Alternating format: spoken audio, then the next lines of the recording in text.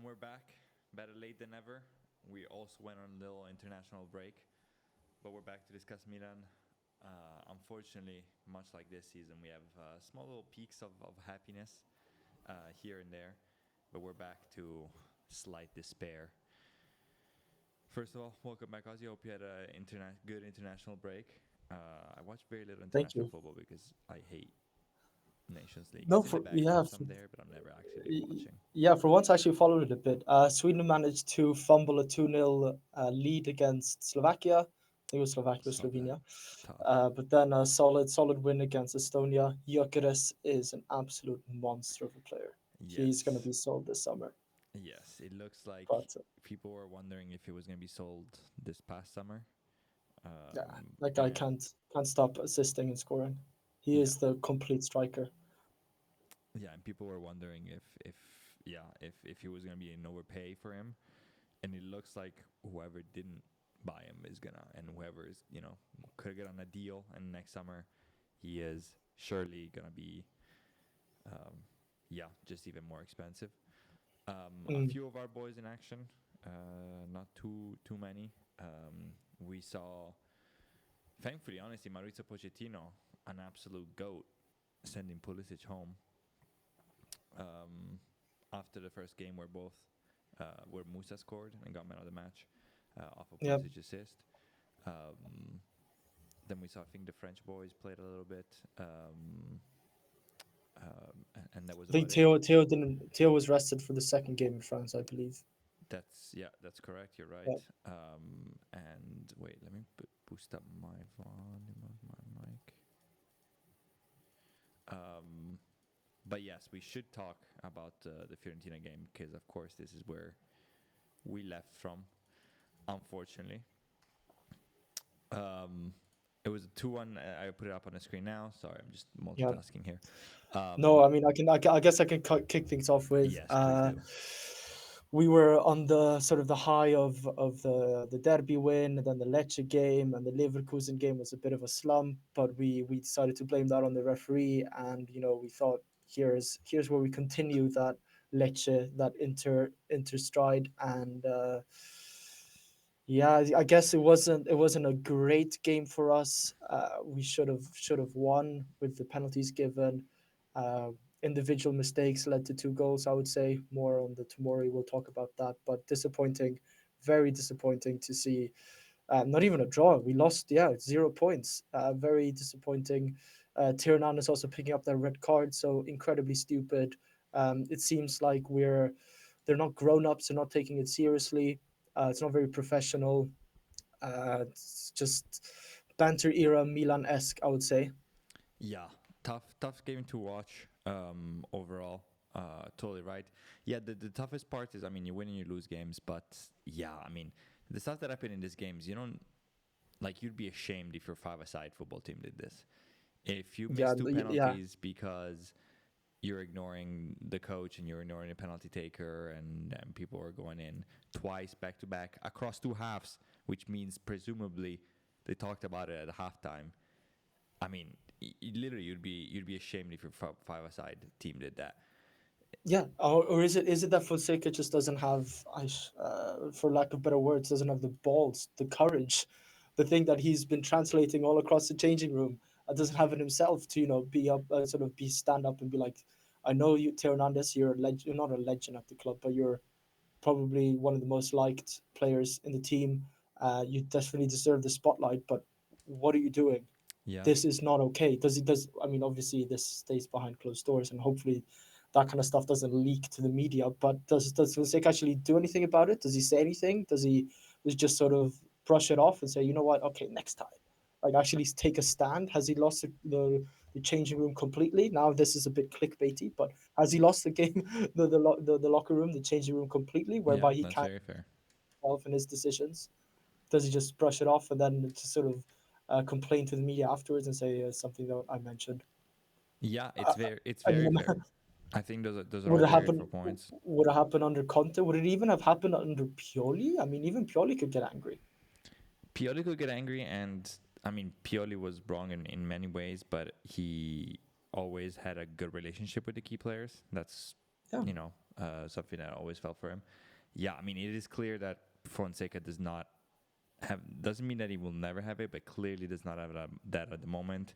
Also, super weird for him to go and speak to the media and say, "Oh, I'm angry. They ignore me. I don't know why." Especially again when the two penalties were across two halves, meaning presumably at halftime Yeah, they spoke about it. Super super strange. I saw some people try to say, "Oh, well, Pulisic is also not a leader because he should have asked for the penalties." To me, that's just super wrong. I think Pulisic did the right thing of trying to avoid the awful scene of people fighting for penalties and someone brushing yeah, him off and him saying, "We'll talk about this behind closed doors," which is how it should. yeah, and try not to put Tammy off there, or Theo first and then Tammy off Yeah, to take the penalty. Yeah, you're completely right that Pulisic shouldn't. Perhaps if he should, I'm sure he said something. I mean, you can kind of yeah, see it in for some of sure. Yeah, the angles, but no, you're right. Pulisic, I think, did the mature thing, unlike Tomori giving the ball to Tammy and Theo Hernandez taking it for himself. Uh, it's and then again, do we question Fonseca? Is it Fonseca's fault that the players aren't doing as told? But then there should be consequences. And then I don't know if it's management pushing down, say, Leao, I guess I shouldn't say he's on the brink of leaving, but I mean half of Europe is after him, and Theo Hernandez, he's in the middle of renewing his contract. Maybe let's not put him off by being too strict on him, but it seems like a bit of a mutiny by the top players. Wouldn't you yeah, say so? It absolutely. goes I mean, back to the absolutely. And water break. I'm muting. Yeah, exactly. I'm muting that started there clearly. Um, Yeah, that was a message because we were trying to think maybe media is making too much of a thing about the water break, and you can say, okay, right, it's not the end of the world. But now things are stacking up, things are adding up. You kind of understand. Liao wasn't too happy when he was taken off at the derby. He saw that reaction. Um, it's all adding up. It seems like it is a bit of a mutiny, no?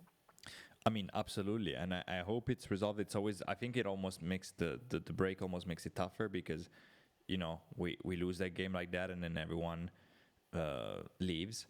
Um, Yeah. it's pretty bad. I mean, I don't know. Obviously, behind closed doors, you don't know who started it, but we have the first few games where we struggle, where Theo walks, where Leao doesn't do great, which leads to a benching, which is already tough. I don't know if that's Fonseca's first move, and that might have been a bit too rushed because benching your star players like that, 3 games in, is tough. Yeah. But maybe it wasn't. Again, we don't know who made the first move there. Then the water break was a response to that, and now it just keeps these accidents keep stacking up, and it's truly awful. Um, and yeah, we just gotta hope that some players don't overtake it, like Pulisic, who could have been pissed at, probably is pissed about both penalties, has every right to be pissed about being substituted for no reason. I think this game I would Oh, completely throw the players under the bus for how they handled it because for the penalty stuff. But Fonseca tried to one up them. He really tried with some absolutely awful substitutions. And if it's true what he's saying to the media that he's pissed and he doesn't know why the players ignored him, how does Tammy Abrams stay on the pitch? Who should have, I mean, just footballing wise, should have been substituted, but brushes off the best player on their team to miss yeah. the second It's penalty and stays on the pitch. And Leao, who was playing a good game, by the way, maybe the best game I've seen him play this season, striking back, being dangerous, and Pulisic get taken off, makes yeah. absolutely no sense. That's on Fonseca, and I completely agree with the Tammy. Like he wasn't. It wasn't that he was playing well, and then he decided, maybe I deserve to take a penalty because I've been playing so well. No, he wasn't great at all. Bang average. Did very little, and Fonseca should have taken him out. And also, yeah, going on to Fonseca's decision making. How on earth do you take off Pulisic and Leao as your only two substitutions in the game? It's not that he tried to change everything or it was like a defensive. No, those are the only two changes he made. Yeah, it made zero sense. It made zero sense.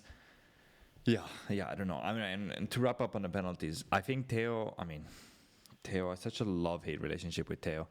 Um, maybe it's his birthday. It was his birthday, and he said, "Look, I take this." I think it's wrong anyway. You have a penalty taker, which I never liked to be a fullback. I don't care how good of a fullback you are. I shouldn't be a fullback in my mind. Um, you stick with What that. were you saying here? What were you saying here? Yeah, true, true, Don't true. disrespect the fullbacks, The the fullbacks. left-footed left backs, left-footed fullbacks. Don't go. You don't want to go down that path, my You friend. were a legendary fullback back in high school. Absolutely made history. Yeah, But history. obviously, do you have a penalty taker? You stick with that. But Yeah. so that's wrong no matter what. But I can sort of understand it. He's the captain. He used to be the penalty taker last year. I can kind of see him pulling rank. Again, wrong, but I could see the thought process at least. But Tammy Abraham, you arrived yesterday. You missed incredible chances. You've been playing well because you've had such good positive attitude and just running and grit. And you shrug off Pulisic and Tomori gives you the ball. Just disgusting. It sounds like, Also, ob- after we've missed a penalty already, where you don't think, you know what, yeah, okay, maybe I'll put my ego aside here and be yeah. like, okay, we do need Yeah, we let me do need take this like he goal. did. Let me take the penalty when we're winning 4-0 and it's Venezia and we're for sure. No, we're oh my god, just so bad. Um, and yeah, I mean, it sounds like he's heading for a benching. At least that's what we was talk about. Obviously, the break can change a Which is lot. We'll see deserved. who start. Yeah, agreed. Put him back in his place. Remind him that he's here on loan. That he's got everything to prove. That nothing is earned. I'm showing on the screen the momentum on Full Mob, and I found this very funny and interesting because you could tell that we really managed to lose this game against all odds. You get 2 penalties. Fiorentina have no momentum. We managed to concede 2 goals out of nowhere. The first one, the momentum is literally dead because it's a throw-in. Ball given And to you, Adli, we're set, and he just kind of dribbles past Pulisic, goes into the box, nobody stops him, and he curls it in by himself, and everyone's yeah, watching. yeah, I mean, I've been looking at the highlights of pitches now to get to be reminded, but everyone just kind of stands still there. Yeah, I don't everyone know just if ball yeah, I don't know if watches. Mignon is it. Yeah, everyone's ball watching. Is Mignon? I couldn't really tell from the angle, but is Mignon being can't he see? Because I mean, it was a good shot, but end of the day, Yeah, from that banger. angle, it's not. Yeah, I still think that Mignon should at least have tried a bit better. And maybe that's just me being picky. But Gabia ball watching, Tomori ball watching. God knows where Emerson Royale was. Can you blame Pulisic? I mean, he's not the most offensive player. He should be. He's putting pressure on Adli from the back. She's. I guess you would have expected somebody to push up to try to block him. Either that would have been Gabia, or one of the midfielders, Fofana or Reinders, to have been in the vicinity because it is a central midfielder that's come up to to to receive the throw in. And yeah, like you said, sort of out of nothing, good goal, sure. And it hurts even more that it's Yassin Adli. Of course, it was Of Yassin course, it Adli. was always going to be him. It was always going to be him. But that was kind of pathetic showing from our defense in general. Yeah, good strike, but just sort of the lead up to it.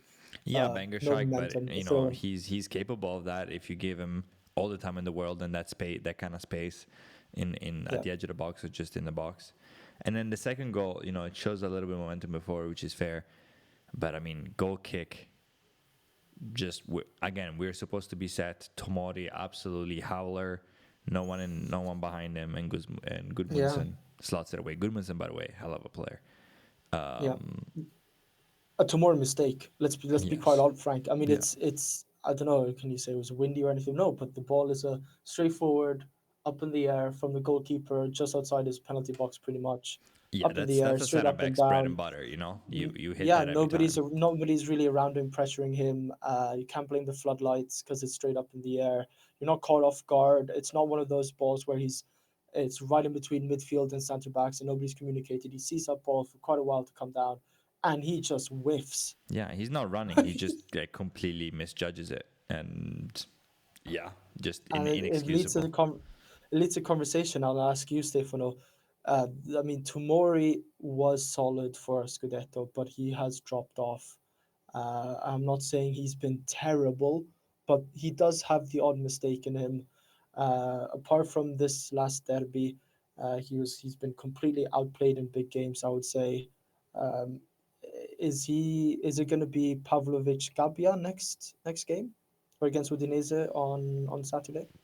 I think we were leading up to that. The international break might change some things because Tomori obviously didn't go anywhere and trained with the team, rested and got some trainings in, while both Yeah, Gabbia Pavlovic. Yeah, and Pavlovic were involved. Pavlovic played, got sent off against Spain. Gabbia, I'm not even sure if he played at all, but he definitely was called up. He might have come in yeah, at he was some called point. up. I don't think he came on unless it was the second game with like 5 minutes ago Hmm. because I checked in the 80th minute, I think. Yeah, but either way, that might change things. I think otherwise, Pavlovic would have gone another run, which is fair. I don't think Pavlovic was bad. I think he was trying different things with different midfielders and different looks, and having the combination of because when we played with Pavlovic and Tomori was on the other side, and Tomori and Emerson on that side hasn't worked out great. So he was just trying to, and then he found something that worked, and he stuck with that. I think Gabi is there to stay. I think we'll see Pavlovic playing a little bit more, which is fair. We talked about how little subs we have. I mean, this game was a perfect example of it. You can't play 90 minutes with, especially when you're down most of the game anyway, playing only 2 subs and substituting your best players. We just talked about that as well. But that leads me to an interesting conversation. We talked about a lot of forced changes. Obviously, Theo Hernandez picked up that stupid red card to put the cherry on top of a terrible showing, which will see him out for 2 games with obviously no one able to really substitute him. We saw maybe Tomori make a mistake that could get him benched. We saw Abraham making a terrible disciplinary problem, taking a penalty from Pulisic that might see him benched. How does this team look against Udinese? Good question. Do we know if Calabria's back? That's another thing. So today, everyone trained, except of course for Sportiello, Benacer, and Florenzi. Loftus-Cheek, which seemed still a little bit beat up, was training with the team. Chukwueze as well, who seemed a little bit beat up in Nigeria, also seemed fine. Calabria was training, but separately. And now, I don't know, maybe they're just communicating poorly, the Calabria injury. Everyone said, we have obviously the contract negotiation issues. This is why he's faking an injury or something like that. That didn't seem like Calabria at all. I doubt it. But I very now, much doubt they that. haven't told us what it was. It was meant to be day-to-day, and now he's missed a lot of time. It's a little surprising how it has been. But Milan has been terrible communicating in general, so that could be it. So yeah, Calabria doesn't seem likely. Magnan, if everything will start, I think Emerson Royal will start. Calabria might be on the bench. That means Terracciano plays left back, I Terracciano guess. is meant to start. Of course, we'll bring. Poor guy. Bartezaghi should be back from suspension, and Jimenez, I guess, especially if Calabria doesn't make it back, will be there. Man, I hope Terracciano puts in a decent performance, just because I don't know, we bought him, never really used him. Yeah, it's not his fault if he puts up a poor performance, because the guy, it's not that he's like an 18-year-old and he's barely seen any first team football. I know he's young, but he was playing quite a lot for Verona last season, just before he got transferred to Yeah. Milan, and just not that he called, what was it, 4 million euros? It wasn't an outrageous fee, but such a strange signing. Yeah, another player that we Barely used signed last season. in a player that plays a position that we don't have because of the formation we play. We have a lot of those. I saw Reinders today. Somebody asked him what position he plays best at, and he said, the number 8. That's the one I played most at AZ. And then I think he probably realized that, wait, we don't have that, and that's a big topic of conversation. He's like, but I can play the 10 too. It's like, yikes. Yeah. Terracciano is someone in that situation where he's playing right back or left back, and he's really more of a, mid / winger, ideally at a 5 at the back. But yeah, I mean, he's set to start. We'll see how he goes. I would definitely Gabbia. I would guess, because of the international break, Tomori. But maybe Pavlovic. Obviously, we can't do anything but for Fana Reinders. Let us pray to every god, even if we had to lose against Udinese, that they don't get injured, because the moment one of them or either of them gets injured or suspended or whatever, we are absolutely super duper flubbed. And then the cam issue arises. Of course, we have Pulisic on one side, Leao on the other. Tammy sets to be benched. This, in my mind, pushes Morata back in his position. Who plays behind them? Obviously, we'll see. Loftus-Cheek has trained, so maybe he's set, but he hasn't really exactly set the world on fire. Okafor did not go to play with Switzerland, was not called up, trained a lot, and seems to be maybe heading for that starting spot. We'll see We'll see the tweet tomorrow evening. The muscle fatigue. The muscle fatigue, yeah. Yeah, those muscles are tired for God knows what reason. Playing for 4 minutes. Yeah, no, I mean, I guess we have a lot of, we can do a lot of tinkering with who plays. Obviously, Leao, like you said, Leao, Pulisic, they're given. Does that mean maybe Pulisic moves into a cam and then Morata up top? Good question. But again, it's Loftus-Cheek, Chukwueze, Okafor, Jovic, the four that we're sort of speaking about, right? Yeah, I think depending, I'm Jovic not saying all in the same water. position, but yeah. But again, like I'm saying, it's not. It's a lot of options, but no options we really want to take. Yeah, You know no what I one mean? that's gets the twinkle in your eyes. Yeah. Yeah, I think Loftus-Cheek would play cam. I wonder if Okafor does play, if he's the one playing behind Morata, or if he gets put to the right and Pulisic gets to play cam. I like to see Pulisic play more cam. Maybe getting more. Maybe he's capable of getting more involved. The more we can get the ball to him right now, the better. But that being said, I think Fonseca views Okafor a lot more as a winger. I don't mind him as a second striker. I guess it makes sense. He does his quickness and dribble, so maybe you want to keep him on the side. Yeah, but then maybe you can have a little bit more rotation between Pulisic and Okafor in game. Sort of taking a little bit more fluid, not just True, we are because then, like you said, Okafor can move into the right side and cut in.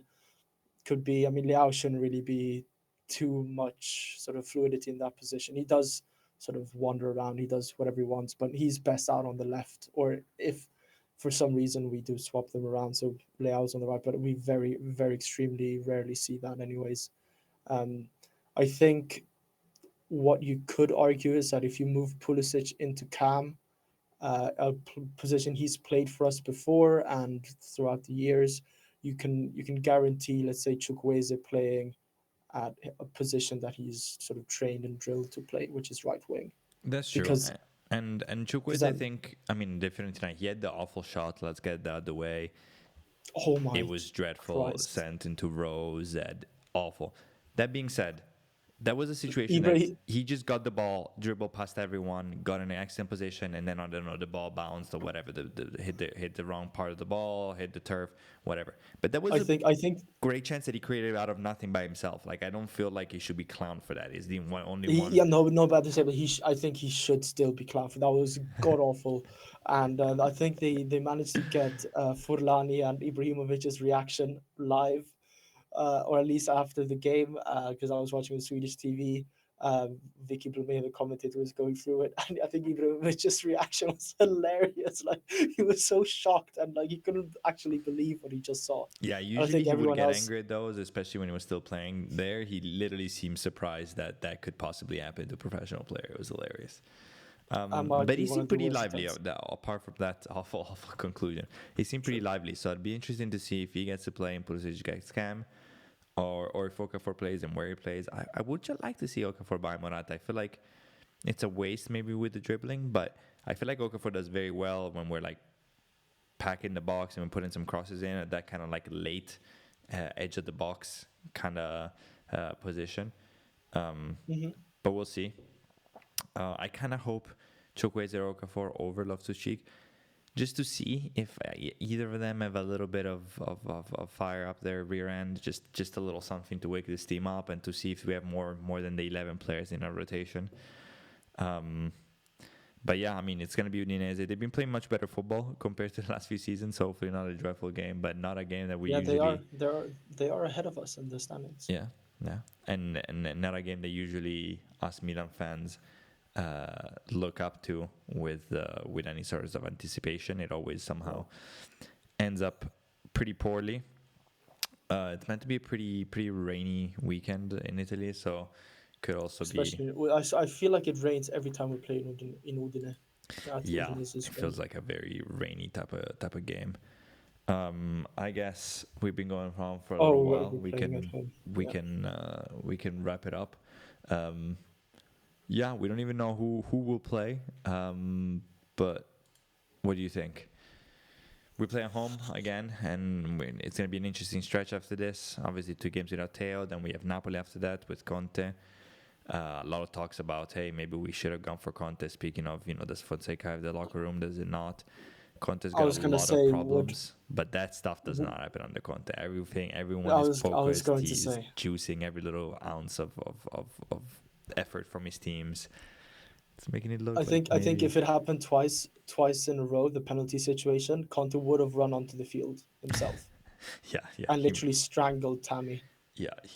Tommy would have He been would have done quick time sold. just to get a point across to the locker Yeah, room. which hey, sometimes And is needed. You know. yeah, something like you say sometimes, and I feel like Conte is perhaps a bit overboard. A bit Yeah, like Mourinho in his press conferences. Like we get it, you have this. I hate using the word aura. This characteristic of Conte being angry and being sort of a dictator style leadership, and Conte is always right, and Mourinho with his stupid press conferences. We're like, we get it, relax.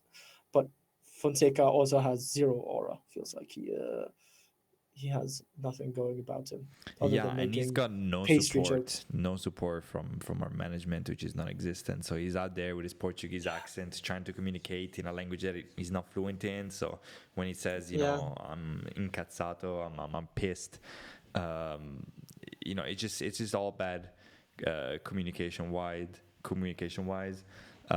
Quick mm. look at the chat. Where should Terracciano play? I think that's an excellent question for the whole of management. I don't think anyone knows. He would this weekend, this Saturday, he would likely play left back because I don't think he will start any of the kids. Even though I'd like to see Jimenez. Um, But in again, I ge- think it would be wrong to throw Jimenez in yeah, yeah, to not not essentially not the type play of environment. over 60 minutes. Yeah, Yeah, not the type of environment. I think we when might it's see him feature. squeaky bum time. Yeah, yeah. We might see him feature, but not his time. So Spiracciano will play left back. For us, he will probably. I mean, I don't think he will be a Milan player for much longer, but he will probably play left or right back when needed, because yeah, he's can play really either side, but right mid, left mid, or wing back, which are positions that we don't have. So unless Fonseca, the But guru, invents something, and he's just gonna play fullback. all we need for him to is just to have a bang, not a bang average game, but just solid. We don't need Yeah, like it's hard to replace Teo in the first place, but we just need one of our fullbacks at least to just have a standard game. Put up a 6.5 out of 10 rating. Just don't do much. Just do what you're told, and that's it. yeah, we're hoping for a 6.5 rating games from both our fullbacks. Yeah, that Terracciano, Emerson Royal, either side, I don't know which worse. But yeah, Terracciano, what we can expect, yeah, solid defensively. If you get a chance to do a couple of crosses, put all their best into it and give Morata a couple of decent balls. The rest is, try to find layout, just be solid, and hopefully don't play scared. That never goes well. I feel like Emerson sometimes is getting this now. I'm sure he will after. Um, are we just getting rated a lot now? I'm confused. That's very Barcelona Oh, it's fans. Hello. Barcelona fans. You're here to It talk seems like about it's all the Emerson Barcelona Royal, fans. legend, Barcelona Jesus. legend. Who do you want? You're here to tell us that you're gonna buy Leao? I'm not really sure. Okay, well, Aussie Wave. There's about 1,300 viewers watching us. That's quite a while. Hello, vamos Barca. No, Visca el Barça. I don't think so. We're not. I can't say I'm a big Barcelona fan here. Back in the day, I love Barcelona. Back, obviously, Ronaldinho, one of my favorite players of all time. Milan legend, Barcelona legend.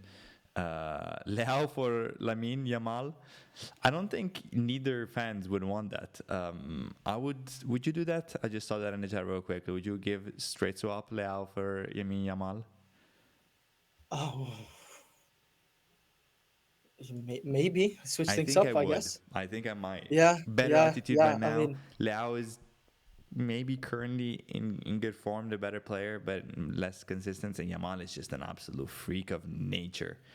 Yeah, no, exactly. What a And talent. he's what, only 17 or 18. So yeah, I think I do that swap. I do that swap. I see a lot of Barcelona fans wouldn't. Yeah, Absolutely. no, I don't want to blame them. A couple of shout outs to Zambrotta as well, both Milan and Barca legend. Better Kunde for Calabria, maybe. Hey, look, if you want Calabria, we'll take Kunde any day of the week. I don't know what we need to pay. Barcelona Yeah. ruined Kessie. This is very true. We're finding the chat. This chat is great. Keep it up, boys. Finding a lot of Milan and Barcelona legends. I would still think I would take Kessie back.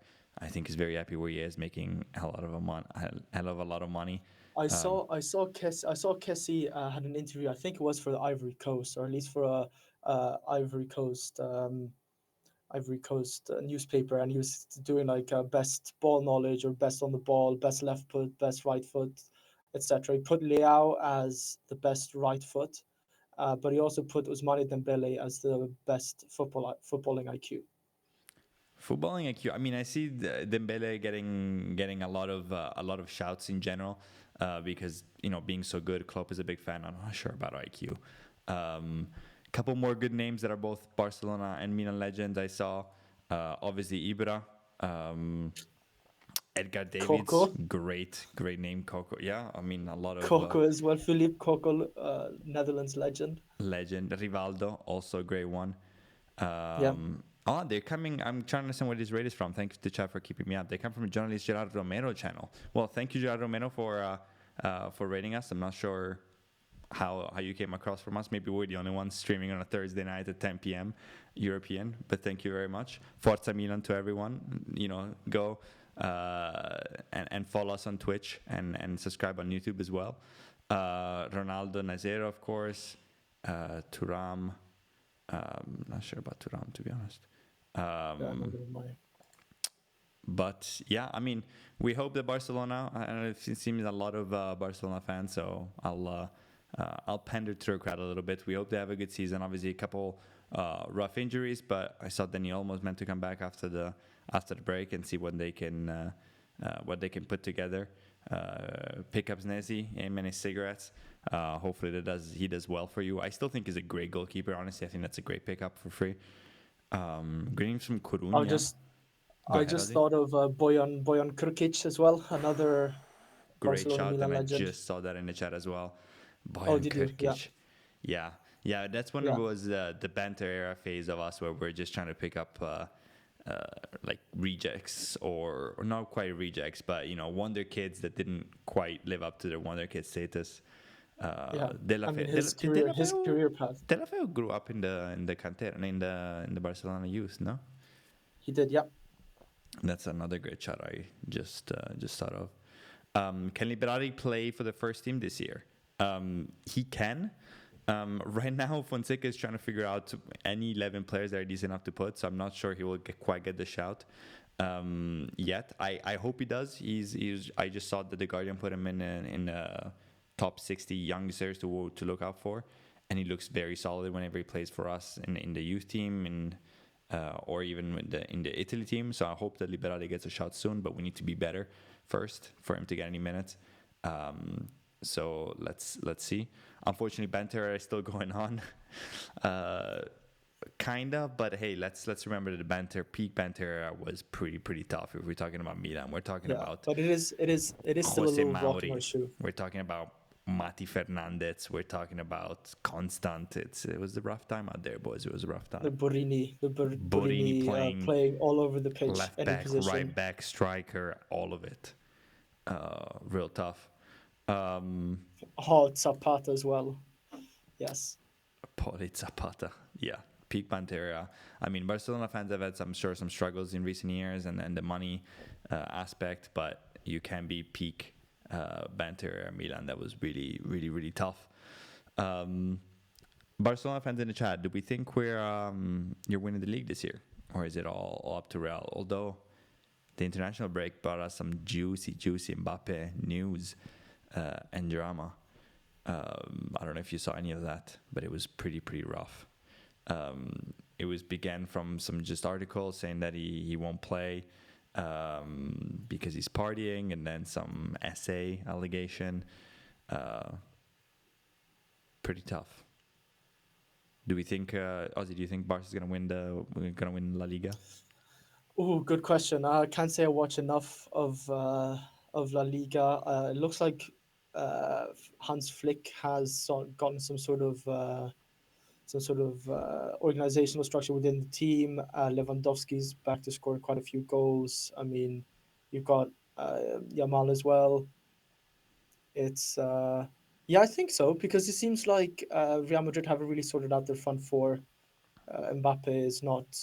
I mean, I'm sure they could figure it out, but it seems a bit too many egos in the pitch, too many Galacticos. Sort of what the sort of how it was in sort of the 2010 era there, or just before that when they had all their best players and didn't really win that much. So yeah, Yeah, and I'm I'm sure they sure definitely comes could. Champions League time, Carlo will want to focus on that.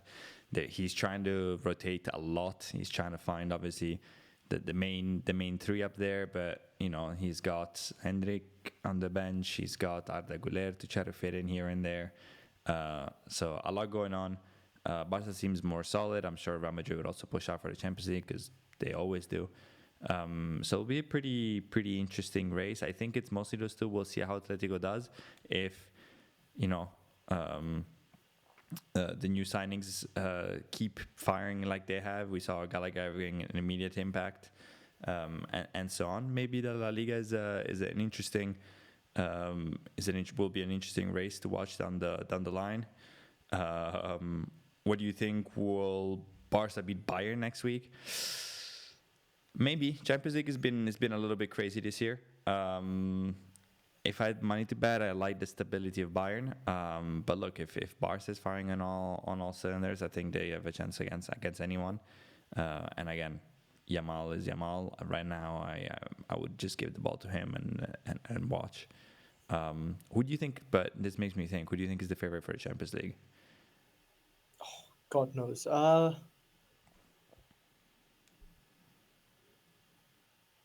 guess you just have to say Man City again. Surely, I Yeah, know they drew 0-0 against Inter, but yeah, they seem to struggle against Inter going back to the Champions League final yeah. And Inter was 2 playing years for the ago. draw.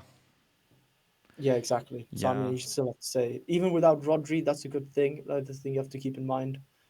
Them without Rodri is a different team. So I think it's between Bayern. I would even put Barcelona in there, Real Madrid, or Man City. Barcelona could have a chance if they hit the right Yeah, strength at the right time. As we're because I feel seeing in like the when Barca chat, they recover peaks, now. Olmo, Gavi, and Fermin. yeah, Um, when Barca hits their peak this season, they play really well. yeah, And I feel like Barcelona hasn't really been hitting those peaks that they have this season. So, and that's the thing with the Champions League. That's the beauty of the Champions League. It's not the league. I mean, I guess it is now during the league phase for the Champions League. But when it comes to knockouts, it's the best team on the day rather than over the course of 38 games. So yeah, no, absolutely. I think they have a chance. I think obviously City have to be mentioned in that conversation. Madrid, of course. I'm very curious to see how Liverpool does. They've had a very solid start of the season. Slot seems to have gone on the way very well. Obviously, they need to see they have a tough run of games, both in the Champions League but also in the league coming up. So we'll see how they do there. They could potentially be sneaky hard as well. Any Italian teams? Obviously not us, not currently. Does no, Inter, who was getting Champions League shots last year before fading terribly, did they maybe have a shot? They look worse this year than they did last year in terms of yeah, playing. yeah, they haven't really. They I don't. I mean, okay, they shut out or they kept a clean sheet against Man City in the Champions League, but there are some questions defensively for them. And Thuram has hit the ground running this season a lot more, perhaps a bit more, a few more goals, but without a Lautaro Martinez hitting on top form, I'm sure he could still. I think it'd be pretty hard for them in the Champions League. I'm not saying that they'll do terribly. That's not what I'm saying before I get clipped here. Um, but I don't think it's the same Inter as last season. So therefore, I wouldn't say they're amongst the favorites. Agreed. To go back to the chat, what do you think about La Masia? Do you have something similar? Yes and no. I think there's very few academy in the world that push out talent like the Barcelona and Real Madrid academies, of course. I think there's a few English teams that do quite well. Historically, Milan didn't used to be that bad, not at that level, but quite good. I think there's a pretty big problem in Italy with how we play youth and how we don't play the youth at all. We see a few teams like us this year have had a youth team that they put in the Serie C, which is the third division, which I think helps a lot because these players, the youth players, aren't stuck playing just youth football, which sometimes is kind of useless, but play against other grown men and get a chance to play. But I think Barca is an interesting example of this project where because of money and transfer restrictions, they've had to say, hey, look, we're going to play the 16, 17, 18-year-old. Maybe they do well, maybe they do not. Obviously, they have a greater pool to choose from, but we play and they're going to keep playing, and it's not they have a bad game and they get sent back. And now they're reaping the rewards with players like Yamal at the top of the line, but a handful of them. And I'd be curious And to see it's if we could replicate that on a smaller scale at Milan and in Italy. maybe, but I think it goes back. It's the Barcelona DNA.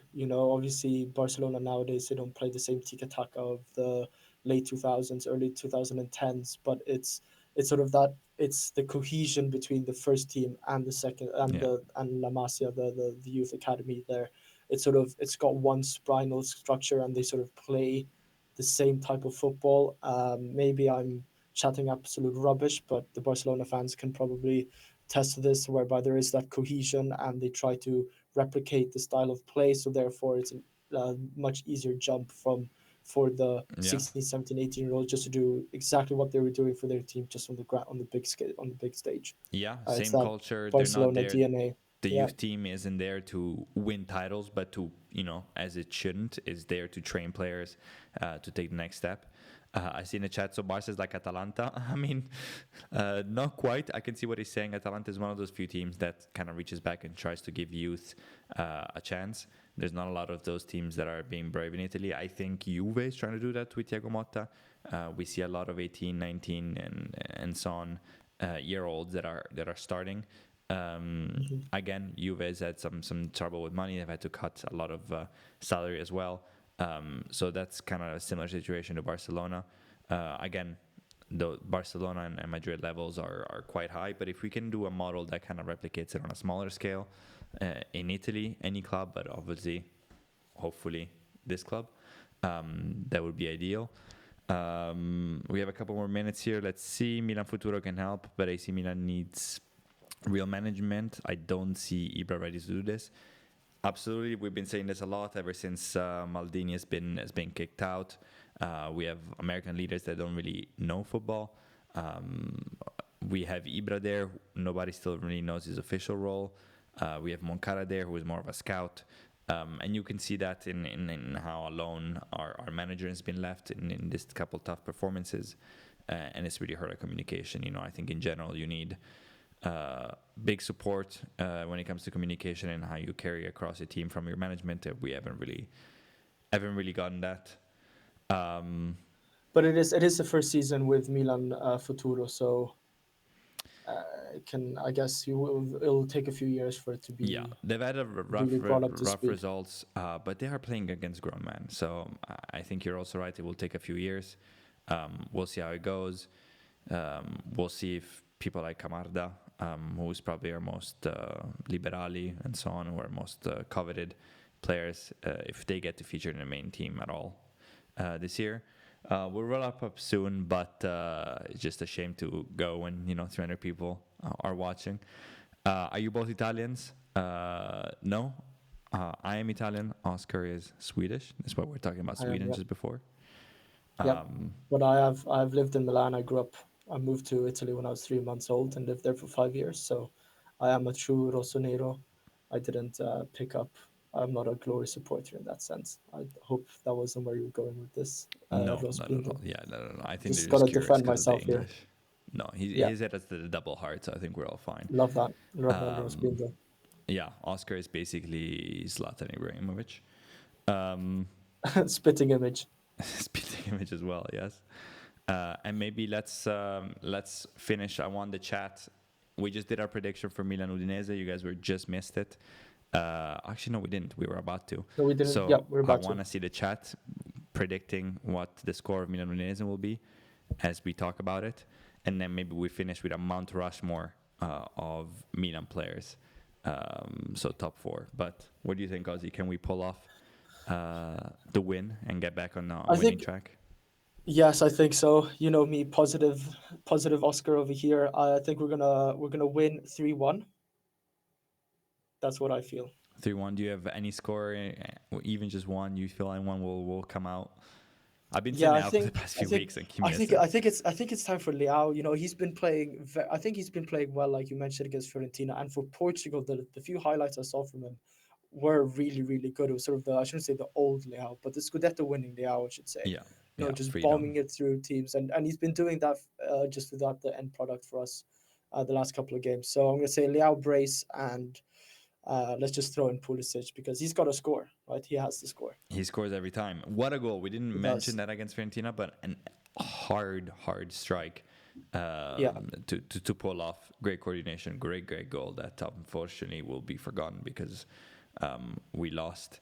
I see unreal a strike. couple 2-1s for Milan, 2-2s, a draw. High scoring draw for both sides is actually a pretty good shout in terms of what's likely to happen. I will go with 2-1 as well, though. And I keep saying Leao will score, and he hasn't. But I think Leao scores and hopefully brings us back on the wings of enthusiasm, and then hopefully gathers this team together to try to make a better run of the next stretch of games, which will be key. In the chat, someone says, when I was younger, I played against the under-16 Milan team. Surprised none of them reached Serie A. Very good players. Yeah, I think at that level, you know, it's so tough to break into pro football at all. You know, the funnel is just so many players trying. I'm sure And that they also, were all like very good, but you're mentioning the Italian top teams, or at least Serie A teams. They don't really look too much towards the youth. And they haven't for yeah, quite a while. I think you can kind of see that in the Italian national team. Of course, you guys won the Euro a few years ago, but still, yeah, it's been pretty it's not rough. the Slim World Cup pickings champions of otherwise. 2006. Yeah, Yeah. And then someone else saying to that Milano is a lot of temptation when you were a teenager. That's true. I'm not sure if that's ruining it's ruining youth prospects as much as it has ruined players. Shout out Ronaldinho, shout out Pato, shout out to all of them. But yes, shout out Berlusconi. shout out Berlusconi himself. I think he had a few too many temptations. Yeah, just a few. Borriello, facts as well. Then yes, we'll wrap it Yeah, up. Aussie, Mount Rushmore, that's 4 of all time, all time. and that's four And I don't players. even want to know like the 4 best. I want to know just like your Mount Rushmore. Like I don't care how good a player is, just players that you loved. Players that I love. So yeah, so Yes. we can discount like Gunnar Nordahl just because obviously he's our Milan's top scorer of all time. I never watched him because he played in the Yes. 50s Yes. and 60s, Exactly. right? Yeah. For me, I think the one that stands out the most is Kaká. For me, he made me fall in love with football. So Kaká, I'm gonna have to throw in Ibrahimovic, just being Swedish and what he did for us when he came back as a player. I don't think we would have won the Scudetto without him, and he brought back some joy after the banter era. So Ibrahimovic, so Kaká, Ibrahimovic. I'm gonna throw in a bit of a rogue one, Roberto Baggio. I know he didn't do all that much for Milan in that sense, but for me, I had the Codino d'Oro when I was a kid, and he also made me fall in love with football. And I was lucky enough to see his last ever game when he played at Brescia and he played against Milan. So Baggio, and then I will throw in Maldini. Has to be. Hard not to throw him in there. Yeah. Great list. Knowing you quite well for many years, I would have guessed most of them, but the Roberto Baggio wouldn't. I didn't know if you Yeah. were going there. Great And shout. again, because he played for Milan, I'm gonna put him on there. Obviously, not Yeah. No, fair. All is fair. I most see in the remembered, chat but yeah. Robbie and then some heart emojis. So the chat seems to agree. Chispas 007, by the way. Thank you so much. He says, "Wish you guys were better. I want to see Milan on top again. Take care, guys, and they're the future of our young guys, and they're the future of us, of Milan and the national team. Thank you so much. We do these streams before and before and after each game, so you guys tune in anytime. No, back to you, Ozzy. Yeah, that's a great Mount Rushmore. I have Maldini on mine too. Obviously, captain, best defender of all time. Got to see him for a fair bit live. Kaká as well. Impossible not to. For me, Shevchenko has to be on there. Growing up, absolutely loved them. As a kid with very very pale and very blonde hair, I used to get the buzz cut just to look like Sheva. So he has to be on there. And the fourth is tough. I have a few honorable mentions. I'm gonna cheat a little bit.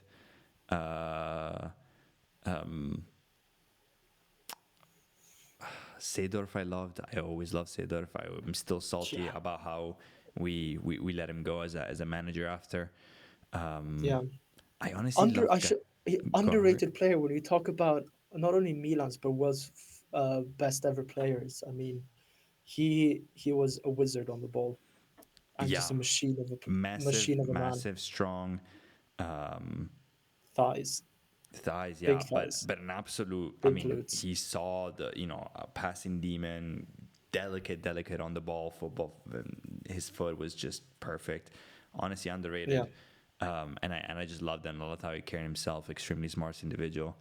I love Gattuso. I mean, any player that just bleeds for us will always. Davide Calabria. Davide Calabria, not sure. Yeah. Yeah. So Gattuso also gets a special mention for me. Pirlo is tough because the whole Juve chapter. That's always tough. But I mean, how could you not love Pirlo? I mean, what an absolute baller. I mean, incredible football talent. I see a couple suggestions. We're talking about Mount Rushmores of AC Milan players. Tell me your favorites. The chat says Van Basten, Gullit, Rijkaard. Obviously, all greats. I mean, Van Basten could have been the greatest footballer of all time if he wasn't made out of glass in his ankles. A little before our time, to be fair. yeah, exactly. I was gonna say, I mean, if we do like a historic one, you go Maldini, Baresi, Van Basten, maybe Gunnar Nordahl, in terms of all time. But like you said, we weren't even born when they were playing. Yeah, so that just makes it a little tougher in terms of favorite players. Dida's honestly not a bad shout. Cafu, also great. They're all good shouts. Yeah, makes me cry. Yeah, good. Obviously split between Roma and Milan, but Cafu's a good shout. Nesta is a great shout. I think if Maldini wasn't there and I could have another extra defender spot, I would go with Alessandro Nesta. What an absolute demon at the back. Pirlo, I said, and Sheva. Borini, Baloture, Piatek, Cerci, absolute stuff of nightmare, never again. All-star lineup. Also, Chispa says that his birthday is on April 7th, hence the 007. Do you remember Raizor is talking about, obviously, the Deportivo La Coruña fall? No, we don't remember. We don't talk about that. We don't talk about that. And we don't talk about Istanbul ever. Get out of here. No. We refuse. I copped out on my fourth. So, because we keep saying we need to wrap up, and I'll wrap up. Maldini, Sheva, Kaká for sure. And then... You know what? I'll go Rino Gattuso. But Inzaghi as well. How do you not put people in there? People like bled for the team, score so much. Yeah, okay, I'll go Inzaghi. I changed my mind that quickly. I'll go Inzaghi. That's it. Well, Inzaghi, okay. We predicted. Yeah, no, that's pretty solid names. Just before we go, just for Chispa 007, I assume you're a Deportivo La Coruña fan. I hope you remember Christian Wilhelmsson, a Swedish legend, played for you guys for one season. That's what I wanted to say. Deep cuts. Now we're going from Milan to the Swedish. I could not have told you that a Swede has played for Deportivo La Coruña. That's impressive. Yeah. He's from just outside of our hometown. Or his wife is, I believe, and he played in Swedish 5th division like 4 years ago. I went to watch him, and his wife, because he played in Qatar or Saudi Arabia and earned a lot. This was like a farm field kind of football pitch, like in the middle of nowhere in Sweden, where you've been, Stefano. And she turned up in like Gucci flip-flops and like Louis Vuitton bag, and everyone else was just wearing Crocs and sandals. So it was quite funny to see. Wow. Yikes. That's a deep football knowledge. Yeah, that is a deep cut. Yeah, I miss those old school Champions League, like matchups. Like Deportivo La Coruña used to be such a such a big team. I know. I mean, it used to be like the matchups you get against like the old school French teams that were good, like Lyon and Marseille, and used to be like, oh, we had to go and play Lyon with Juninho Pernambucano over there, and we'd be scared of his Kim free kicks. Källström, yeah. Just old school Champions League. Those nights used to be so good. He says, Chispa, which now you're our friend, so we just keep reading your chat. I changed my scarf that day with a Milan fan. We're very good friends since that day. Hey, I love to see that. That's the beauty of football. That is the beautiful ball. I still remember I went to see in Madrid. We were playing Real Madrid in the group stages I'm going to mess up the year. Maybe 2008 8? or 9. No, Yeah. we were in 1 year, maybe closer to 9. It was the year that after we sold Kaká. So Kaká was a Real Madrid player, and we got him in the group stages. And I went with my dad. I was, I don't know, in middle school. And we got tickets through a friend of my dad's who is a diehard Real Madrid fan. So we were in the curva, in the Madrid curva. And my dad wore just just normal clothes and blended in. I was, I don't know, 12 or 13, so I put on my Milan hat and scarf. And that game is a beautiful game. We go down with a terrible Dida mistake. Then we crawl back up. Incredible Pirlo goal with a Casillas mistake. Pato, absolute nightmare for Marcelo, made him absolute lost. Marcelo was lost all night thanks to Pato. Another incredible player what could have been. And then they tied with Drente off a corner, and then in the 90th minute, Pato puts it away. Yeah, Drente, another old school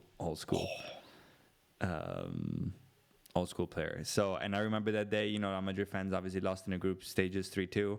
But being a kid, everyone just gave me scarves and gave me little trinkets, and we exchanged a few things, and that's just what football's all about. I still remember that full game so well. And hoping to live similar Champions League nights in the future. But it is late, so 182 viewers. Thank you all. Thank you for Gerard Romero for rating our streams. Absolute legend. If he happened to pick, maybe we were the only two streamers talking about football this late hours. And hopefully we'll see some of you back from when we talk about the Milan Udinese game and look into the next one. Thank you, Oscar, as always. Thank the whole chat. Forza Milan. Forza Thank you, Barca, Stefano. That was a happy ending to quite a depressing topic of Milan Fiorentina. So thank you, guys. Yes. Thank you for tuning in. Absolutely. Yeah. To the next one. Tschüss. Bye-bye.